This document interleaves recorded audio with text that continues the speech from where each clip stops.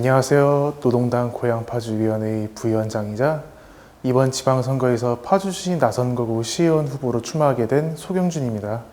시의원 후보로 출마하기 전에는 공인중개사로 일을 했었고요. 음악을 업으로 삼았었고, 대학을 졸업한 20대 중반에는 건설업 일용직 노동자로, 비정규직 노동자로 잠시 일했었습니다. 그리고 저는 타인이 성별을 가리지 않고 사랑하는 사람인 범성이자 말인즉슨 성소수자입니다. 이 이야기를 굳이 하는 이유는 제가 성소수자를 비롯해서 비정규직 노동자, 여성, 노인, 장애인, 아동같이 사회에서 소외되거나 차별받고 있는 사회적 소수자들을 위한 정치를 할 것이라는 포부를 밝히기 위해서입니다. 지방선거에 출마를 결심하게 된 계기라면 역시 파주 시민들을 평등하고 존엄하게 만드는 정책을 직접 실현시키고 싶은 마음에서 출마하게 된 것 같습니다. 창작을 업으로 삼았던 사람이다 보니 정책을 만드는 일도 적성에 맞았던 것 같아요. 원래는 노동당에서 정책위원회에 들어갈까 고민 중이던 참이었는데, 오래 살아온 도시인 파주시에서 직접 제가 만든 정책을 실현해 나가면 그를 통해 시민 여러분이 삶이 더 나아질 거라는 생각에 선거에 도전하게 되었습니다. 위에서도 말씀드렸다시피 저는 성소수자이고 불안정한 비정규직으로 20대를 보냈었습니다. 사회적 소수자로서 받는 소외와 차별을 당사자로서 겪어봤고, 그런 것들에 대해 공감할 줄 알게 되었습니다. 그래서 기성정치가 거대 양당이 외면하는 다수가 아닌 시민들에게 한 발짝 더 다가가는 정치를 할 수 있게 된 것 같습니다. 황금 같은 전성기를 보내는 분들이 아니라면 사람들은 어느 부분에서든 소수자의 면을 가지고 있습니다. 비단 성소수자뿐만 아니라 여성, 어린이, 노인, 장애인부터 해서 비혼 동거관계, 이주민, 플랫폼 노동자, 신경 다양인 등 대부분의 사람들은 어떤 한 면에서는 차별받고 소외되고 있습니다. 저는 그 차별과 소외를 타파하는 정치를 할 계획입니다. 그리고 다른 차별점이라면 운정신도시 청년으로서 겪어볼 만한 거는 다 겪어봤다는 점 아닐까요? 초등학교를 졸업하자마자 교화신도시로 이사를 왔습니다. 2015년 고등학교를 졸업하고 알바를 구할 때부터 저는 파주시의 일자리가 정말 부족하다는 걸 뼈저리게 느꼈습니다. 대학을 졸업하고 나서도 구직난은 계속되었습니다. 안정된 일자리를 구할 수가 없어서 결국 공사장으로 갔었어요. 운정신도시 개발과 저희 20대가 함께 무르익는 시점에서 저는 운정이 겪은 불편들을 피부로 직접 느꼈습니다.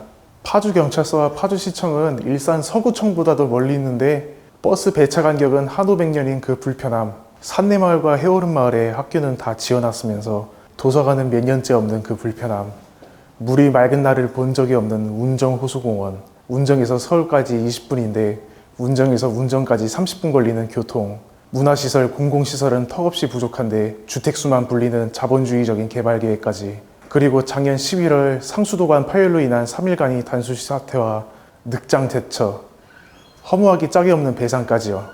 정치인의 입장에서 겪지 않았습니다.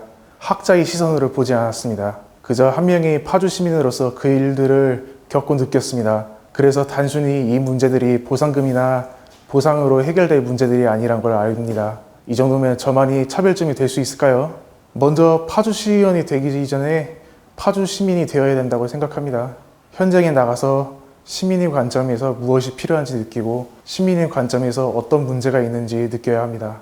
나는 시의원이다, 이 생각만 머릿속에 자꾸 갖고 있으면 시민들과 생각하는 것에서 차이가 생깁니다. 그러면 생활정치를 못하고 맨날 탁상굴론만 한다고 한 소리 듣겠죠. 그리고 두 번째는 겸손함이라고 생각됩니다. 투표로 선출된 공무직은 벼슬이 아닙니다. 내 자신이 잘나서 성공한 게 아니라 시민들이 믿고 자신의 권력을 위임한 거라고 생각해요.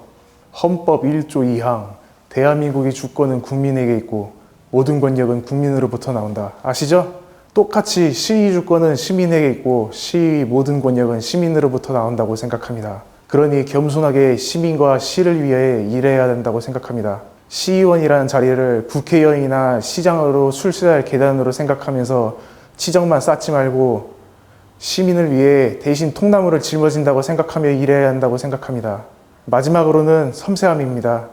저도 그렇게 섬세하진 못하지만 시민들이 알게 모르게 불편을 느끼는 것들, 아직 공론화되지 못한 문제들, 미래의 문제가 될 수 있는 것들을, 이런 것들을 시민들보다 먼저 포착해서 개선하는 게 시의원이 할 일 아닐까 싶습니다. 물론 상위법과 충돌해서 못하는 일들도 많지만 기초이해에서 해결할 수 있는 것들은 모두 해결할 수 있도록 달려보고 싶어요. 일단 산내마을과 해오름 마을은 도서관이 없습니다. 아까도 말씀드렸다시피 초등학교, 중학교가 많은 곳인데도 도서관에 가려면 큰 길을 오래 걸어야 합니다. 다율동과 목동동 주민들이 이용할 수 있는 도서관이 정말 절실하다고 생각됩니다. 도서관은 단순히 공부하고 책을 읽는 곳이 아니라 시민들이 성별, 연령, 소득, 직업에 관계없이 교양과 지식을 쌓는 장소로서 큰 공공성을 지니고 있습니다. 두 번째로는 운정 5동이 분동 문제입니다. 해오름 마을 주민들은 주민센터를 가려면 지금 버스를 2번 타거나 한참 걸어가야 합니다. 배차 간격 생각하면 자기네 동 주민센터 한 번 가는데 30-40분 걸린다고 보면 됩니다. 너무 멀고 교통도 불편합니다.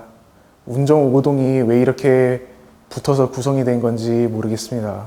동의 행정도 한쪽으로 편향될 수밖에 없고요. 운정 중앙로를 기준으로 해서 생활 환경이 전혀 다른 두 동네가 같은 동으로 붙어 있으니 싸움이 날 수밖에 없습니다. 청경 두천을 기준선으로 분동을 하는 게 교하와 해오름 마을 주민들에게 서로 이로울 거라고 생각됩니다. 역시 아무래도 파주시 공공부문이 공영화와 직접 고용입니다. 시설관리, 대중교통, 환경미화, 공공돌봄 등등 공공성을 가진 사업들을 지방정부가 다시 공영화하고 지역 주민들을 정규직으로 직접 고용하는 공약입니다. 지금 우리가 타는 대중교통, 우리가 다니는 도서관과 문화센터, 거리를 청소하는 환경미화원, 시설관리원 전부 민영화 또는 민간위탁과 아웃소싱으로 돌아가고 있습니다. 경쟁을 통한 품질 향상을 주장하며 민영화되었던 공공부문이 지금 보면 독과점을 통해 품질만 낮아지고 노동자들을 착취하고만 있어요. 이 모든 것을 지방정부가 직접 관리하고 지역 주민들이 직접 참여함으로써 개선시킬 수 있습니다. 거듭된 하청으로 인해 불어나는 비용과 비효율성을 전부 쳐낼 수 있고 일자리가 부족한 파주에 안정적이고 좋은 일자리를 제공할 수 있습니다.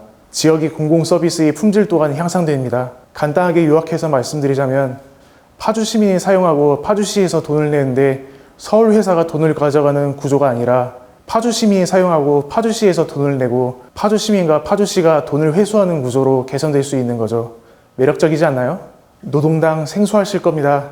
사회주의라 하면 거부감부터 드실 겁니다. 하지만 우리는 사회주의가 갈고 닦아온 길을 걸으며 살아왔습니다. 우리가 민주주의, 자본주의 사회에서 받고 있는 복지와 공공서비스 같은 것들은 사실 사회주의에서 나온 겁니다. 저 소경준과 노동당이 사회주의가 파주를 살기 좋게 바꿉니다. 저 소경준은 아파트 늘리고 집값 올리는 일꾼은 아니지만 파주 시민 여러분이 삶의 존엄성을 지켜주고 행복하게 살 수 있도록 해드리겠습니다. 아파트값 올려서 팔아버리고 서울로 떠날 둥지 같은 파주시가 아니라 정말 여기에 뼈를 묻고 살아도 좋을 만큼 편한 파주시를 만들겠습니다. 이 영상을 보고 계시는 파주 시민 여러분, 이 영상을 안 보고 지나치는 파주 시민 여러분, 빠짐없이 소외되는 사람 없이 평등하게 존엄한 파주시를 만들겠습니다. 감사합니다.